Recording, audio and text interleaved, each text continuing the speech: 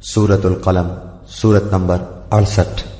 شروع کرتا ہوں اللہ تعالی کے نام سے جو بڑا مہربان نہایت رحم والا ہے۔ قسم ہے قلم کی اور اس کی جو کچھ کہ وہ فرشتے لکھتے ہیں، تو اپنے رب کے فضل سے دیوانہ نہیں ہے، اور بے شک تیرے لیے بے انتہا اجر ہے، اور بے شک تو بہت بڑے عمدہ اخلاق پر ہے۔ پس اب تو بھی دیکھ لے گا اور یہ بھی دیکھ لیں گے کہ تم میں سے کون فتنے میں پڑا ہوا ہے۔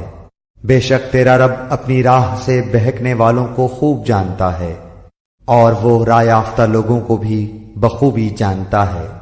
پس تو جھٹلانے والوں کی نہ مان، وہ تو چاہتے ہیں کہ تو ذرا ڈھیلا ہو تو یہ بھی ڈھیلے پڑ جائیں، اور تو کسی ایسے شخص کا بھی کہا نہ ماننا جو زیادہ قسمیں کھانے والا ہے، بے وقار، کمینہ، عیب گو، چغل خور، بھلائی سے روکنے والا، حد سے بڑھ جانے والا، گنہگار، گردن کش، پھر ساتھ ہی بے نسب ہو۔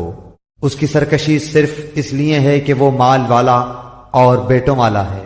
جب اس کے سامنے ہماری آیتیں پڑھی جاتی ہیں تو کہہ دیتا ہے کہ یہ تو اگلوں کے قصے ہیں، ہم بھی اس کی سونڈ ناک پر داغ دیں گے۔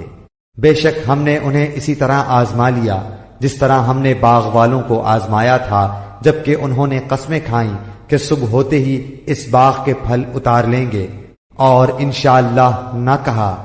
پس اس پر تیرے رب کی جانب سے ایک بلا چاروں طرف گھوم گئی، اور یہ سو ہی رہے تھے۔ پس وہ باغ ایسا ہو گیا جیسے کٹی ہوئی کھیتی۔ اب صبح ہوتے ہی انہوں نے ایک دوسرے کو آوازیں دی کہ اگر تمہیں پھل اتارنے ہیں تو اپنی کھیتی پر سویرے ہی سویرے چل پڑو۔ پھر یہ سب چپکے چپکے یہ باتیں کرتے ہوئے چلے کہ آج کے دن کوئی مسکین تمہارے پاس نہ آنے پائے، اور لپکے ہوئے صبح گئے، سمجھ رہے تھے کہ ہم قابو پا گئے۔ جب انہوں نے باغ دیکھا تو کہنے لگے یقیناً ہم راستہ بھول گئے۔ نہیں بلکہ ہماری قسمت پھوٹ گئی۔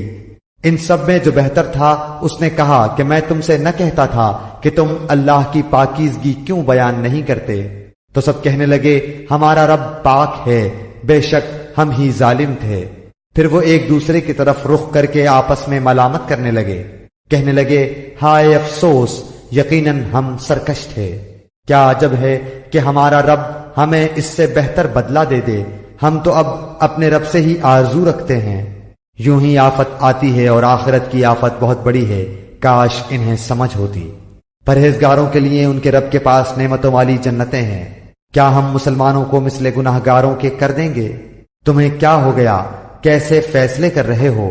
کیا تمہارے پاس کوئی کتاب ہے جس میں تم پڑھتے ہو کہ اس میں تمہاری منمانی باتیں ہوں؟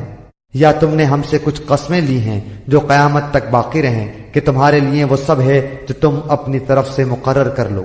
ان سے پوچھو تو کہ ان میں سے کون اس بات کا ذمہ دار اور دعوے دار ہے؟ کیا ان کے کوئی شریک ہیں؟ تو چاہیے کہ اپنے اپنے شریکوں کو لے آئیں اگر یہ سچے ہیں۔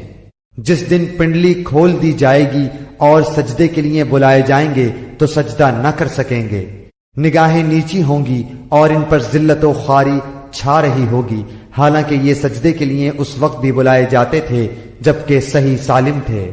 پس مجھے اور اس کلام کو جھٹلانے والے کو چھوڑ دے، ہم انہیں اس طرح آہستہ آہستہ کھینچیں گے کہ انہیں معلوم بھی نہ ہوگا، اور میں انہیں ڈھیل دوں گا، بے شک میری تدبیر بڑی مضبوط ہے۔ کیا تو ان سے کوئی اجرت چاہتا ہے جس کے تاوان سے یہ دبے جاتے ہوں؟ یا کیا ان کے پاس علم غیب ہے جسے وہ لکھتے ہوں؟ بس تو اپنے رب کے حکم کا صبر سے انتظار کر، اور مچھلی والے کی طرح نہ ہو جا جبکہ اس نے غم کی حالت میں دعا کی۔ اگر اسے اس کے رب کی نعمت نہ پا لیتی تو یقیناً وہ برے حالوں میں چٹیل میدان میں ڈال دیا جاتا۔ اسے اس کے رب نے پھر نوازا اور اسے نیک کاروں میں کر دیا، اور قریب ہے کہ کافر اپنی تیز نگاہوں سے آپ کو پھسلا دیں جب کبھی قرآن سنتے ہیں اور کہہ دیتے ہیں یہ تو ضرور دیوانہ ہے۔ در حقیقت یہ قرآن تو تمام جہان والوں کے لیے سراسر نصیحت ہی ہے۔